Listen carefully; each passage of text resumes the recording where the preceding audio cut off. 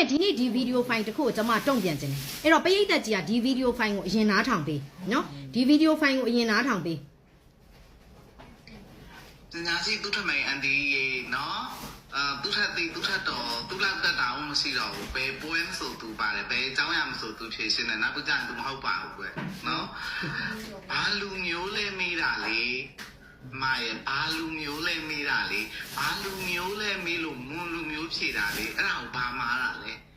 ဘာလူမျိုးလဲကိုမွန်လားကချင်ကြကရင်ချင်းမွန်ဒီမာရခိုင်ရှမ်းမွန်အမရခိုင်ရှမ်းဘာလူမျိုးလဲမေးကိုယ့်ရဲ့လူမျိုးကိုဖြေရမှာလေဘာနိုင်ငံသားလဲလို့မေးမှမြန်မာနိုင်ငံသားလို့ဖြေရမှာလေအဲ့ဒါကိုဘာတွေဖြစ်နေတာလဲသူလောက်တက်တယ်လို့ကဘာမှမရှိတော့ဘူးနော်စနေရသည်ပွဲတိုင်းကြော်မမကြီးနော်ဘာလူမျိုးလဲမွန်လူမျိုးဘာနိုင်ငံသားလဲမြန်မာနိုင်ငံသားပြီးပြီလေအဲ့ဒါကိုဘာဖြစ်တာလဲမွန်လူမျိုးဖြစ်တာဘာဖြစ်လဲသေသွားမှာမလို့လားပြောလိုက်စမ်းသူလောက်တည်သူလောက်တက်โอเคညာစီသူထမိန်အန်ဒီရေနော်โอเคနော်ကျွန်မပြောမယ်နော်အဲ့တော့ဒီဗီဒီယိုဖိုင်ကို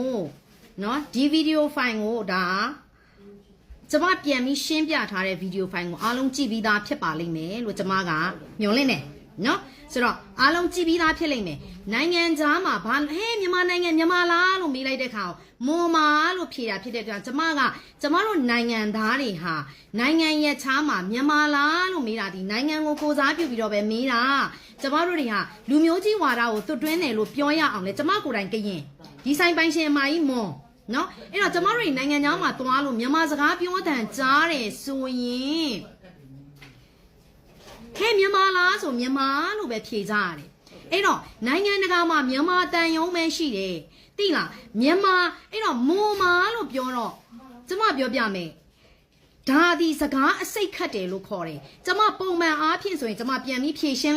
တာမရှိဘူးအဲ့တော့အမကြီးလားအကိုကြီးလားတော့မသိဘူးကျွန်မကိုနေရာတကာပါတယ်အမလေးပါသူ့ထမိန်တွေပါရောညာတွေရောပြောတယ်ကျွန်မဓာတ်ပုံနဲ့ကျွန်မရဲ့ personal ကို attack လုပ်ပြီးတော့မှပြောထားတာဖြစ်တဲ့အတွက်ကြောင့်မလို့တရားဥပဒေအရညှိစွန်းနေပါတယ်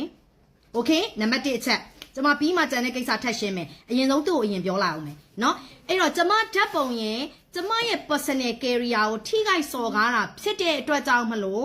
ဥပဒေနဲ့ညှိစွန်းပါတယ်ကျွန်မတရားစွဲလို့ရတယ်နံပါတ်1အချက်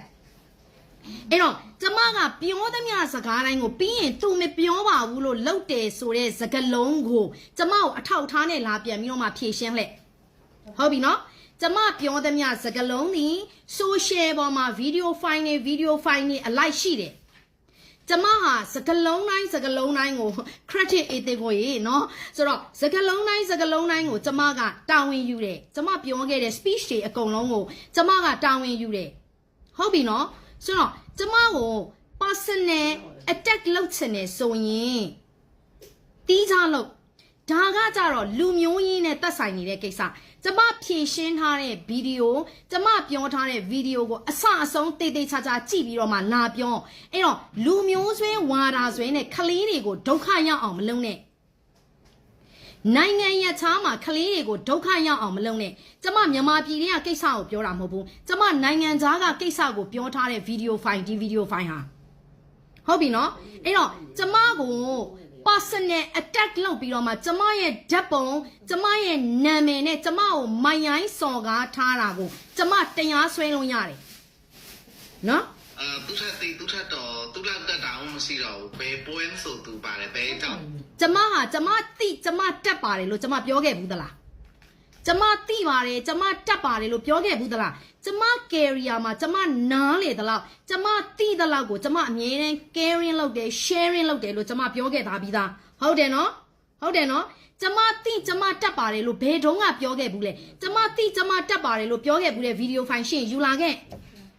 အေးတိတဲ့တက်တဲ့ဟာတွေပြောတဲ့ဟာတွေဒီလေတိလို့တက်လို့ပြောတာအာချောင်ပြီးပြောတာမဟုတ်ဘူးအဲ့တော့နေရာတကာပါတယ် attention လို့ကျင်လို့နေရာတကာပါတယ်ပြောအောင်လေဒီအမကြီးရဲ့ဝေါ်ထဲကိုဝင်ကြည့်လိုက်တဲ့အချိန်မှာအမကြီးလားအကိုကြီးလားမသိဘူးဝေါ်ထဲကိုဝင်ကြည့်လိုက်တဲ့အချိန်မှာ Elmon Thin နာမည် Elmon Thin ဓာတ်ပုံကိုသုံးတော့မှ view ရတာ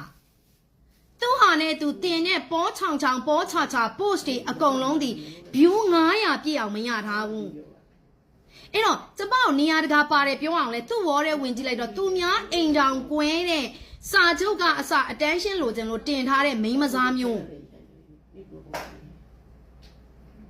ဟုတ်ပြီနော်ဆွေးနွေးလို့ရတဲ့အကြောင်းအရာတစ်ခုကိုဒါပေမဲ့တပားသူကိုပုတ်ခတ်တိုက်ခိုက်လို့မရဘူးကျမပြောတဲ့အကြောင်းအရာမှားတယ်ဆိုဒီအကြောင်းအရာပေါ်မှာအချက်အလက်ခိုင်မာမာနဲ့ပြောဆိုဆွေးနွေးလို့ရတယ် welcome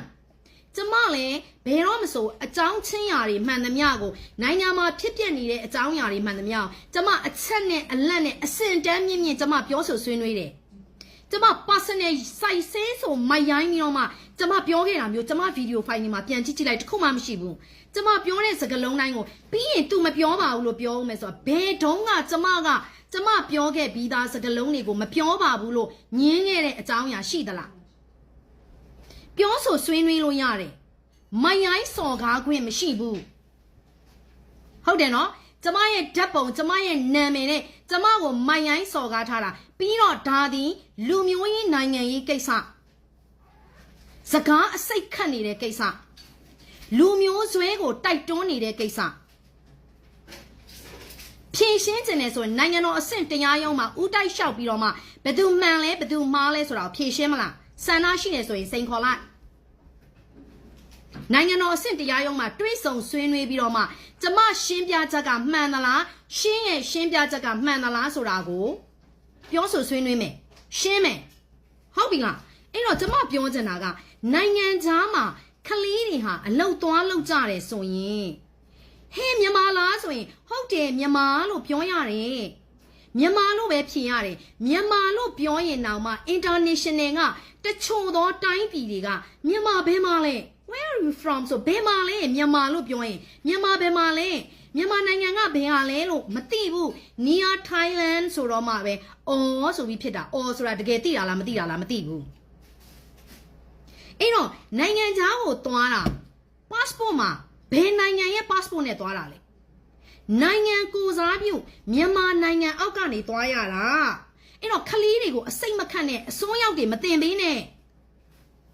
မြန်မာပြည်ထဲမှာမေးတာမဟုတ်ဘူးနိုင်ငံခြားမှာမေးတာမြန်မာနိုင်ငံတန်ယုံပဲရှိတယ်နိုင်ငံခြားပြည်မှာမွန်တန်ယုံမရှိဘူးကရင်တန်ယုံမရှိဘူးကျမကိုဗမာလူမျိုးကြီးမြန်မာလူမျိုးကြီးဝါဒသွင်းတယ်လို့မပြောနဲ့ကျမကိုယ်တိုင်ကကရင်မြန်မာဆိုတာဟာကချင်ကယားကရင်ချင်းဗမာမွန်ရခိုင်ရှမ်းဆိုတဲ့တိုင်းရင်းသားတွေစုဖွဲ့ပြီးတော့မှဖြစ်တည်နေတဲ့နိုင်ငံမြန်မာနိုင်ငံအဲ့တော့ကျမတို့တွေကနိုင်ငံခြားမှာစကားပြောတဲ့နေမြန်မာတန်နေကြဆိုဟေးမြန်မာလားဟုတ်တယ်မြန်မာပျော်ပျော်ရွှင်ရွှင်နဲ့ဒီလိုမျိုးနဲ့ကျမတို့မေးကြတယ်မြန်မာတန်နေကြတယ်ဆိုရင်အခုကျမတို့ miss လေးပြိုင်နေတယ်ကချင်တိုင်းရင်းသူလေးပြိုင်နေတယ်ဘာကိုစားပြုနဲ့ပြိုင်တာလဲဟေးကချင်ဟေးလို့ပြိုင်တာလားမြန်မာကိုစားပြုနဲ့ပြိုင်တာနိုင်ငံကိုပဲကိုစားပြုရတယ်အဲ့တော့ပြဿနာတစုံတရာဖြစ်လာလို့မလို့အဲ့လိုမျိုးတွေကြက်ကြက်အစိတ်အတောက်တွေလို့ပြဿနာတွေတစုံတရာတွေဖြစ်လာတော့ဟိုမှာထိုင်းမှာပြောတော့ဘာလဲလို့မင်းကဘာလဲလို့မေးတဲ့ခါကျတော့မွန်တို့ကရင်တို့ဖြေလို့ဟိုမှာတမခံရတာတွေဖြစ်စဉ်ဖြစ်ရက်တွေတွေ့တယ်မလားပြောလို့မရဘူးအဲ့တော့တချို့ကလေးတွေဟာနေတွေကနေပြီးတော့မှpassport ရှိတဲ့ကလေးတွေလည်းရှိတယ် passport မရှိဘဲနဲ့နိုင်ငံခြားကိုသွားလိုက်ရတဲ့ကလေးတွေလည်းရှိတယ်အဲ့လိုကလေးတွေကိုအစိတ်မခတ်နဲ့နိုင်ငံကိုစားပြုပဲဖြေရတယ်နိုင်ငံကိုစားပြုပဲပြောရတယ်မွန်နိုင်ငံကရင်နိုင်ငံဒီလိုပြောလို့မရဘူးမရှိဘူးလေမြန်မာနိုင်ငံပြီးတော့မှအော်အေးအတန်လေးစကားလေးဝဲနော်ဘာလူမျိုးလဲ